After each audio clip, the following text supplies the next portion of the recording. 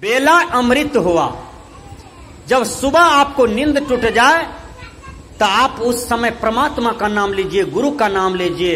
नए कुछ जानते हैं तो माँ बाप का नाम लीजिए। ओ बाप रे, इसमें तर जाइएगा, इसमें भी आपका उद्धार हो जाएगा, कल्याण हो जाएगा।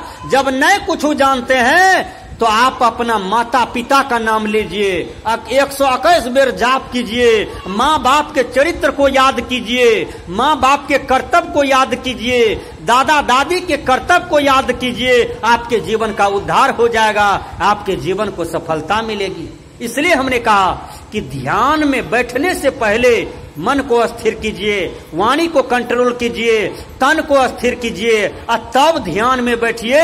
देखिए आपको क्या सब दिखाई पड़ता है। जो दिखाई पड़ेगा ध्यान में वो सारे जड़ हैं, वो दृश्य हैं, वो आपके ही कल्पित जाल हैं। उस जाल को आपने बनाया है और उस जाल को आप काटिए साधना के द्वारा। धीरे धीरे आपको कहाँ आना है? शून्य ध्यान सबके मन माना, तुम बैठो या तम यस थाना। शून्य ध्यान मतलब साधना के द्वारा काम को जीत लिए, क्रोध को जीत लिए, लोभ को जीत लिए और अहंकार को जीत लिए, सारे विकार को जीत लिए साधना के द्वारा। अब हमारा ध्यान सफल हो रहा है, हमारा ध्यान परिपूर्ण हो रहा है। वह ध्यान क्या है? कबीर पंथ में कहा जाता है, मैं अब सीढ़ी पर आ रहा हूं। कबीर पंथ में कहा जाता है क्या? ध्यान के 4 भेद, शब्दाभ्यास, रूपाभ्यास, दृष्टा दृश्याभ्यास और साक्षी भाव। इसी को संत मत में बाबा में ही कहते हैं मानस जाप, मानस ध्यान, दृष्टि साधन, सुरत शब्द योग। ये ध्यान के 4 भेद होता है। शब्दाभ्यास मतलब जब आप गुरु के चरण में गए थे स्नान करके, मन पवित्र करके, बढ़िया कपड़ा पहन करके, थोड़ा सा सेब लेकर के, प्रसादी लेकर के, रुपया लेकर के आपने उसके चरणों में रखा था कि हे परम प्रभु गुरुदेव, आप मेरे जीवन को मुक्त करें प्रभु। मैं संसार में कुछ नहीं पाया, दुख के सिवा कुछ नहीं मिला, संसारिक जाल बनाया लेकिन उस जाल में मुझे कुछ नहीं मिला, बेटा पोता से भी कुछ नहीं मिला है। ये मायावी जाल में मैं रस लेना चाहा, मैं आनंद प्राप्त करना चाहा, मैं सुख की नदियां में सोना चाहा, सुख से रहना चाहा, लेकिन अशांति के सिवा कुछ नहीं मिला, दुख के सिवा कुछ नहीं मिला। इसलिए हे गुरुदेव, आप मेरे जीवन को तारनहार हैं, आप मेरे जीवन को उबार कीजिए प्रभु। तो कहते हैं गुरुदेव क्या? एक बात बोलो। कहा क्या? खैनी भी खाते हो? कहा गुरुदेव खाते तो है। कहा त्याग करो, संकल्प लो। संकल्प लिया। कहा जर्दा भी खाते हो? कहा जर्दा तो खाता हूं। कहा अभी त्याग करो।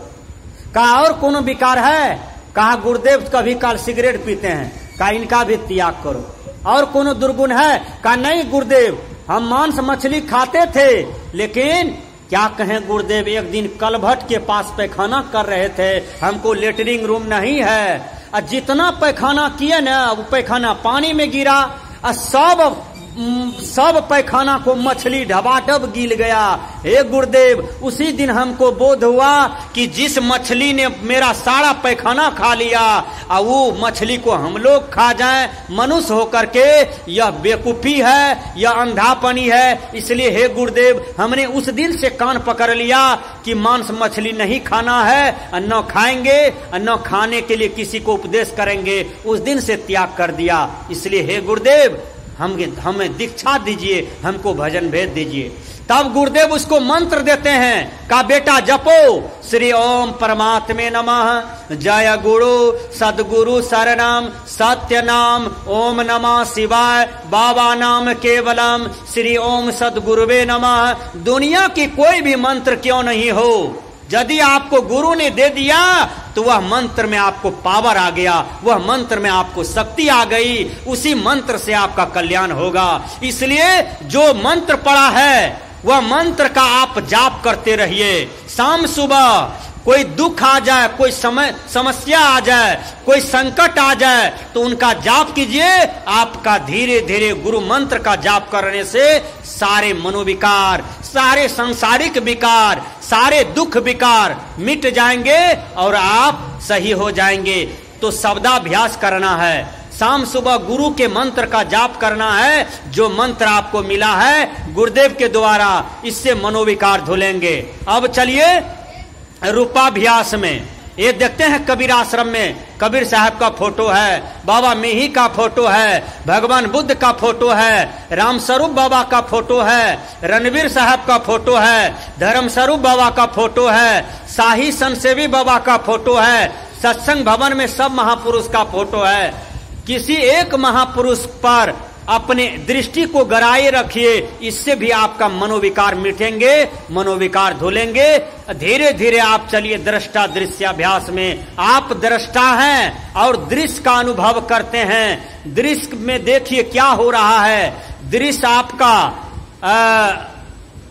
दृश्य जो है आपका सही चीज नहीं है। दृश्य ने आपने बनाया, दृश्य में आपने संसारिक जाल बनाया।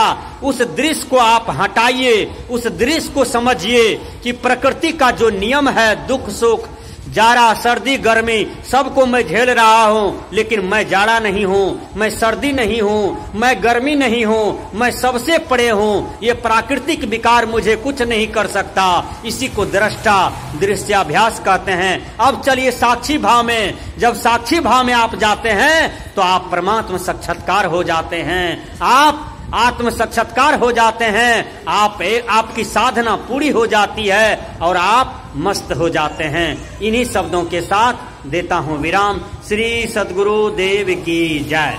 ध्यान विषय पर एक छोटा सा पद को सुनिए। श्री सद्गुरु देव की जय।